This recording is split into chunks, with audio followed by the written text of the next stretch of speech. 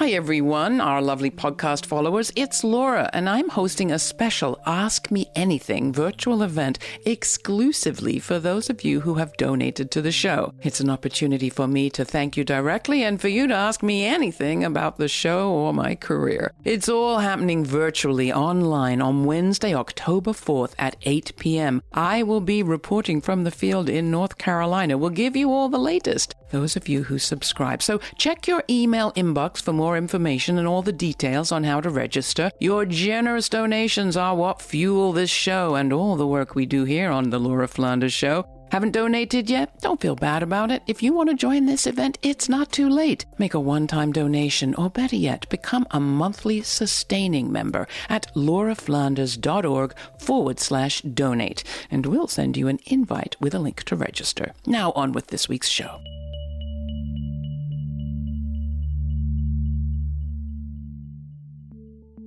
From total abortion bans to anti-trans bills to the overturning of common sense labor and environmental rules and attacks on voting systems, given that the U.S. is supposed to be a democracy, have you ever wondered how laws get passed here that simply do not reflect the views of a majority of Americans? And have you ever asked yourself, where do some of the most extreme, even outlandish bills even come from?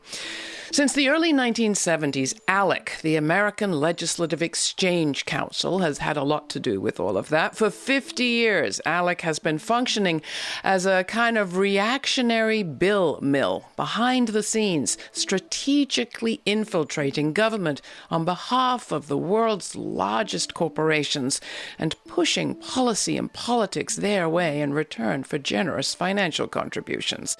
In 2023, a coalition of groups has come together encompassing the environmental, labor, and civil rights movements. It's calling out the anti-democratic impacts of ALEC using the hashtag 50 years of harm. Meet ALEC. He's turning 50 this year. And for the past 50 years, ALEC has been poisoning our waters, polluting our air, denying us health care, suppressing our vote, weakening unions, empowering hate groups, enabling gun violence, attacking abortion rights, marginalizing communities of color, defunding public education, and making it much, much harder to hold corporations accountable or have the rich pay their fair share of taxes. What can be done? Well, it's tricky, but we have two experts on hand. Lisa Graves is Executive Director of True North Research and President of the Center for Media and Democracy, two of the preeminent groups investigating ALEC and dark money in politics generally. Congressman Khanna represents California's 17th district, located in the heart of Silicon Valley. A leading progressive Democrat, now serving his fourth term, Khanna is the former chair of the House Oversight Subcommittee on the Environment and a leader on labor rights. As such, he's been taking issue with ALEC's work on many fronts for years now. Lisa Graves and Congressman Khanna, welcome to the program. Thank you, Laura. Lisa, coming to you, for many people, the name ALEC, American Legislative Exchange Council, they've never heard of either one. So why does this organization's 50th birthday merit such a mobilization? Well, ALEC is a name that's sort of designed to sound innocuous. In fact, they describe themselves as the largest voluntary body of state legislators in the country. Well, what they really are is a corporate bill mill, a vehicle for some of the biggest special interests in the country, for billionaire corporations like Charles Koch and Koch Industries, Big Tobacco, and more. And what they do is they provide a mechanism for these special interests, these very rich interests, getting their bills into the hands of legislators across the country in the state houses, and also influencing Congress. And they do so behind the scenes, where the thing that I think every American needs to understand is it's through ALEC that corporate lobbyists and special interest representatives of Charles Koch and others actually vote as equals on these so-called model bills to change our rights without the press or public present before those bills are introduced to become law in the state house. Well, how so? That sounds like you've got members of the corporation there in the halls of the Capitol. What was shocking to me when the whistleblower provided me a full set of these ALEC bills a few years back was that they had a promo for the corporations and the special interest groups in which they told them that they get an equal voice and vote. And then it turned out through open records requests and other research, we were able to obtain vote tallies showing that in fact what happens is each of these ALEC bills gets raised in a task force at a fancy hotel where these lawmakers are wined and dined or schmoozed and boozed. And then they actually vote. The legislators vote and the corporate lobbyists vote on those bills, whether they should become the national policy, the national agenda for ALEC. And that has included bills like bills to make it harder for Americans to vote, the so-called stand your grounds laws that made it easier to get away with murder, bills to attack labor, bills to attack the rights of teachers, our public schools, and so much more. And these bills were all secretly voted on by corporations without you knowing it. In fact, in many instances, they were written by those corporations or special interest groups themselves. So, Congressman Khanna, how does that affect you? You come into office, perhaps in your freshman year. How have you had to contend with ALEC, or how did you come to be conscious of the fact that they were in the back room somewhere? Well, first of all, I really appreciate Lisa's work. The challenge here is that ALEC works with state legislatures and state houses because there is far less scrutiny there as there is on Congress. And of course, Congress has its own overrun with special interest money and big money, but at least you've got the New York Times and the Washington Post and CNN and MSNBC covering that. Many of the state capitals, you don't have that. And so what they have done very effectively is, for example, with right to work. I mean, they're behind states taking away union rights in dozens of states. They're working on having environmental regulation stripped away. And they do this without the public scrutiny. And then these states become models for federal legislation. And so it is something that we haven't paid enough attention to on the progressive side because it's not flashy, but we really need to look at how these groups are building power. You chaired at one point the Oversight Subcommittee on the Environment, and you held a series of hearings back in 2021, I think. You even brought in executives from the fossil fuel companies to talk about what they were doing to respond to the climate crisis. What did you find, and what did you discover about ALEC's role and some of the denialism you turned up? Well, we had, for the first time in history, the big oil executives in front of my committee. This is when we had the Congress and I could subpoena them. And they basically produced millions of documents showing that they had lied about climate science. They knew that human beings burning fossil fuel causes climate change, and they denied it all the way up to 2000. Now, what they did was very clever because they didn't directly fund lobbying efforts to spread climate disinformation. They would go through third front groups like American Petroleum Institute to fund climate disinformation or campaigns to make sure that methane or CO2 emissions aren't regulated. And those groups, in turn, would work with organizations like ALEC to get state legislatures on board. So it gave the oil companies plausible deniability because they were 2 to 3 degrees of separation removed from the people actually lobbying. And they could say, oh, we don't engage in direct lobbying against climate legislation, and actually ran ads saying that they're pro-climate. And this is how the system often works. The Guardian newspaper not so long ago counted up just how many, universal abortion bans, the total abortion bans have been brought forward since the killing of federal rights with the Dobbs decision. I think they counted up something like 1,500 lawmakers. How many of those were ALEC related?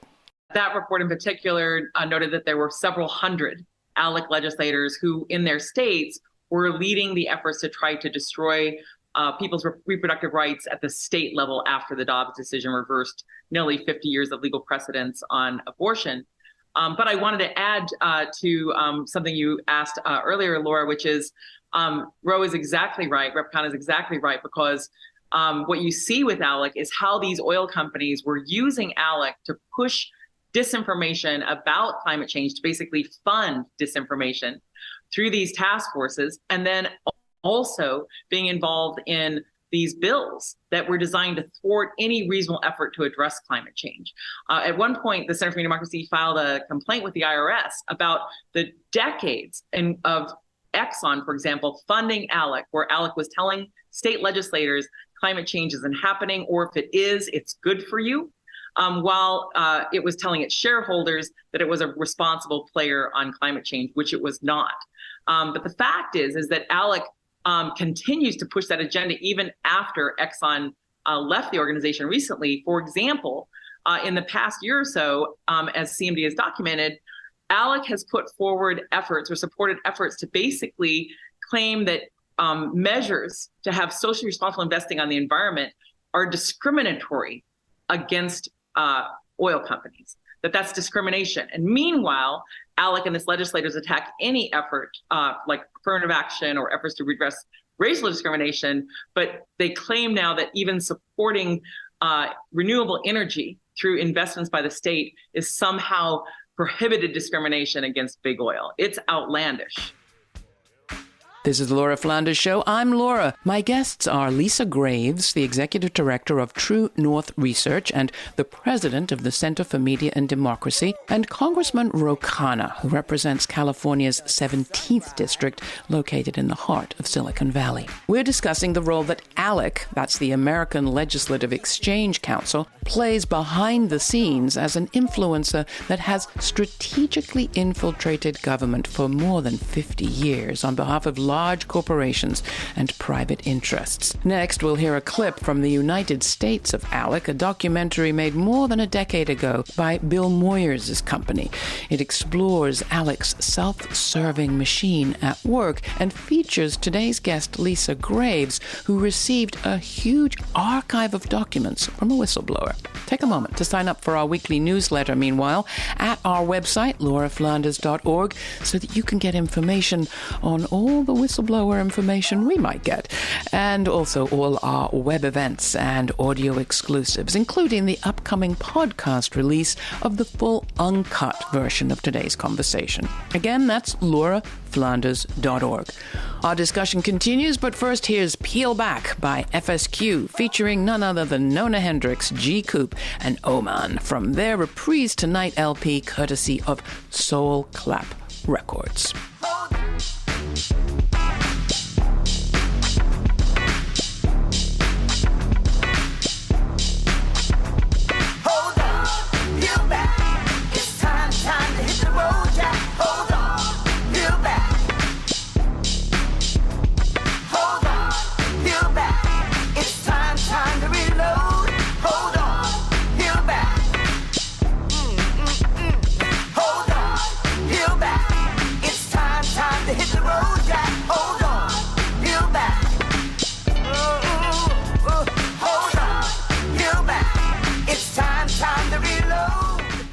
Here's a clip from the United States of ALEC, a documentary made by the Bill Moyers Company, prompted by a whistleblower who brought information to Lisa Graves. In the spring, I got a call from a person who said that all of the ALEC bills were available and was I interested in looking at them. And I said I was. Lisa Graves, a former Justice Department lawyer, runs the Center for Media and Democracy. That's a nonprofit investigative reporting group in Madison, Wisconsin. In 2011, by way of an ALEC insider, Graves got her hands on a virtual library of internal ALEC documents. She was amazed by its contents, a treasure trove of actual ALEC model bills. These are the bills that were provided by the whistleblower. That's just the index. There were more than 850 of them. 850 boilerplate laws that ALEC legislators could introduce as their own in any state in the union. That was a clip from the United States of ALEC, a documentary series produced by the Bill Moyers Company. That was just over a decade ago. Lisa Graves, coming back to you, what's changed and what do we need to be sort of freshly aware of as we think about the operation of ALEC today? Well, there was a very robust coalition that launched with ALEC Exposed. It included Greenpeace, Common Cause, People for the American Way, Color of Change, and numerous civil rights and other organizations, as well as unions. And that effort over the course of more than 10 years pushed more than 100 corporations out of ALEC, including some of the biggest corporations in the world, like Walmart. But the fact is that with that success, ALEC, in essence, has concentrated its funders to some of the most extreme, or people pushing some of the most extreme agendas. It has always, for the last nearly 30 years, had Koch funding. It has multiple votes, in essence, through different operations where a Koch entity is part of ALEC. But now we've seen that ALEC is increasingly funded as a pay-to-play organization by Leonard Leo, the man who has been at the center of controversy around capturing the U.S. Supreme Court and trying to change our rights through this captured U.S. Supreme Court. One of the things that happened recently is one of Leo's groups gave $100,000 to ALEC and then secured a place basically presenting to ALEC legislators through the so-called Honest Elections Project on ways to basically make it harder for Americans to vote, to continue to fuel this big lie, or what I call the big lucrative lie, that the GOP has been pushing now for more than 2 years. So they have a ban ranked voting proposal in the works, right? That they have that. They also endorsed trying to remove direct election of U.S. senators, to put that in the hands of these state legislatures. They also have proposals to have a constitutional convention, which would certainly be fueled by corporate cash and cash from billionaires, to rewrite our entire Constitution. Coming to you, Congressman, you're a big supporter of labor rights, and the Biden administration has run on being positive for unions.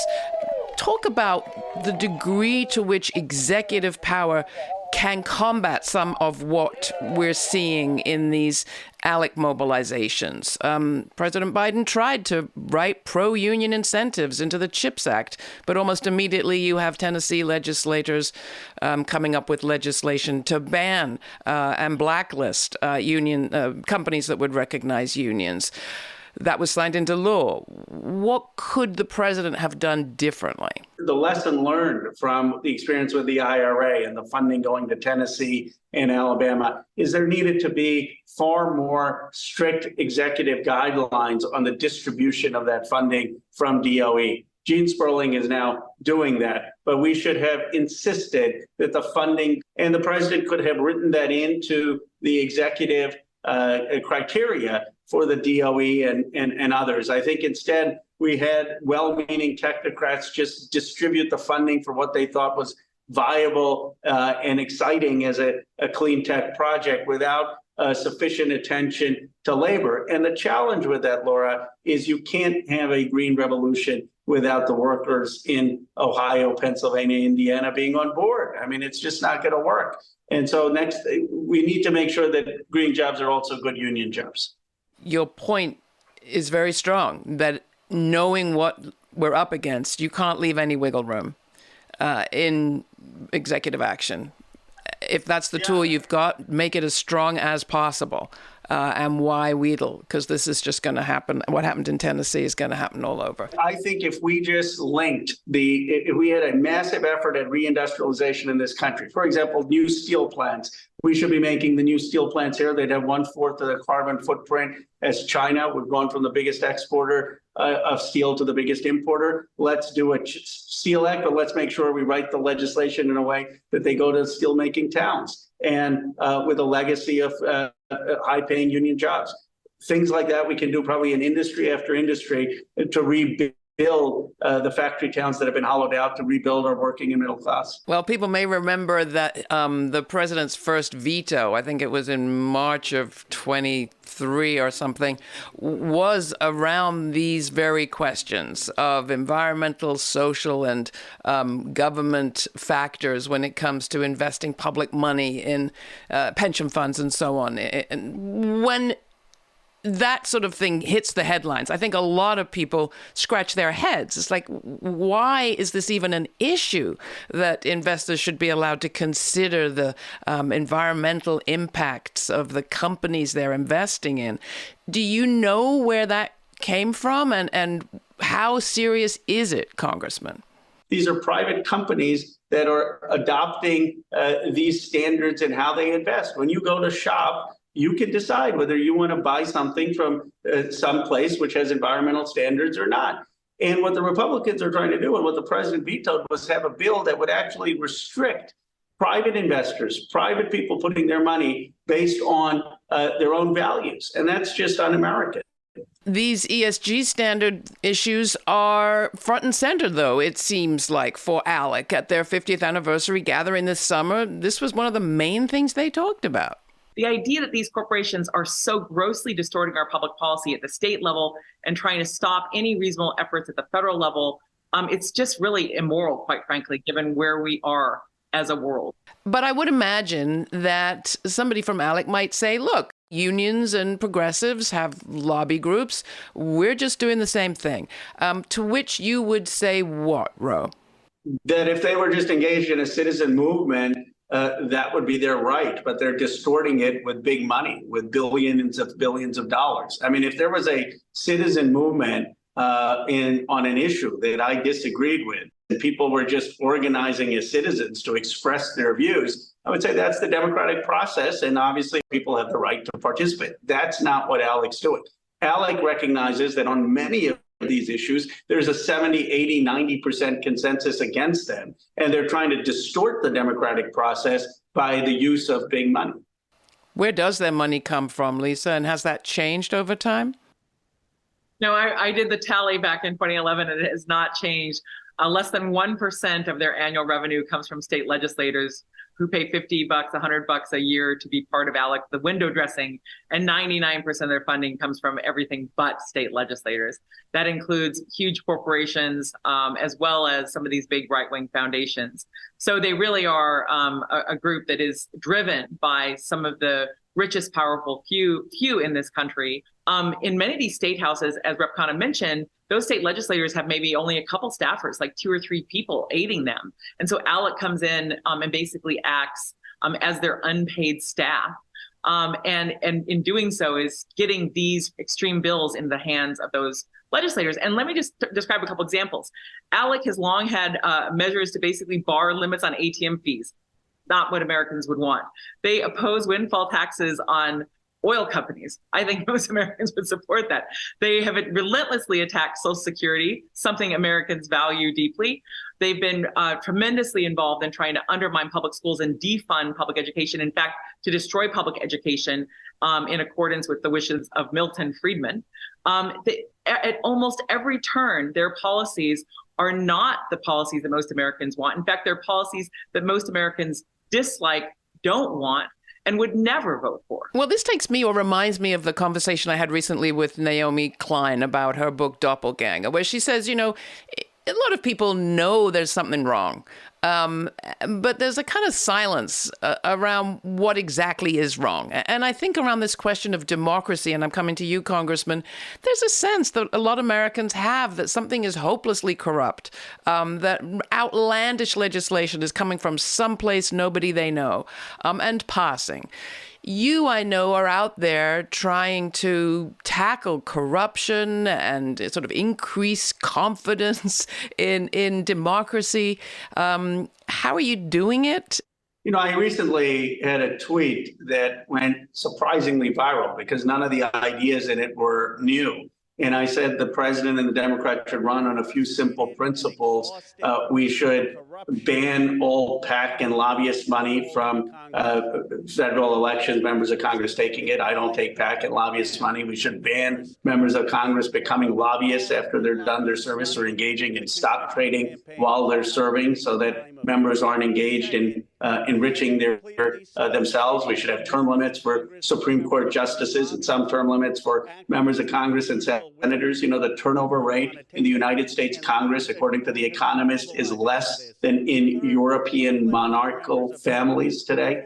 And we should have a code of ethics for the Supreme Court. Now, people may not agree with all of my ideas, but the point is that there is a understanding that the system is broken, that ordinary Americans are losing their voice. And what you have in a place of anti-politics, where there's an assumption that all of us in Congress are corrupt or part of a bad system, that gives rise to demagoguery. And I would love you, Lisa, to talk to this too. This is a year where many organizations are looking at the 50th anniversary of ALEC. It's an organization that's been surprisingly hard to combat, really. We know that it functions best when legislators know least about it and where there's not much media attention. And if there is, it's not well understood. What can be done to kind of work differently in response to all of this? Because nothing that we've mentioned is actually, as far as I can see, illegal, or is it?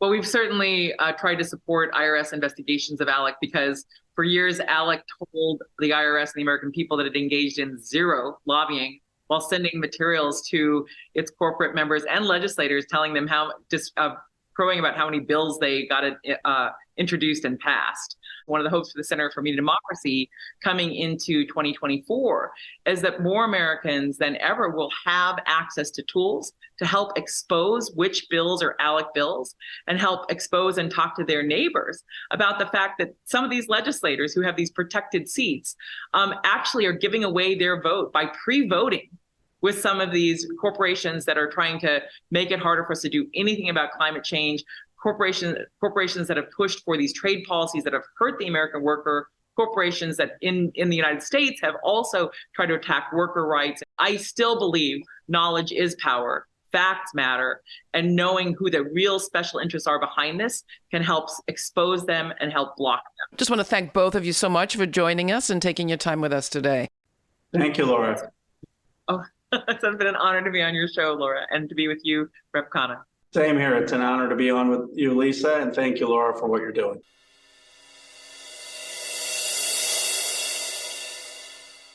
50 Years of Harm is a pretty apt hashtag for a campaign seeking to draw attention to the 50 years of work by ALEC, the American Legislative Exchange Council. There is no question that ALEC has managed to push U.S. politics and policy dramatically to the right over that last half century, and they've done it mostly without much public attention or journalistic coverage at all. The days of the future for ALEC may be shorter, though. They have company now at the local level from a Democratic initiative called the States Project, founded in 2017, that claims to have spent some $60 million on local races the last time around. That's good, but it's a pittance compared to the untold or at least unrevealed millions spent by ALEC, an organization we know has no problem spending $2 million on its convention every year.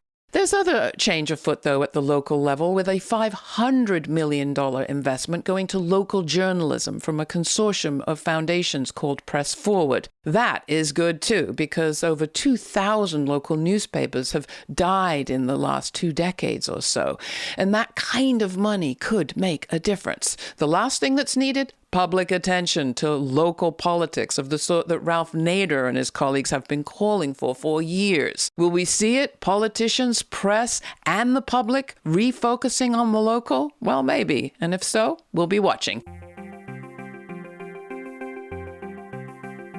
For more information on this week's show, check out our show notes posted every week at patreon.com/TheLF Show. That post always includes the invitation to watch the premiere of each week's show with me on our YouTube channel and chat live in real time.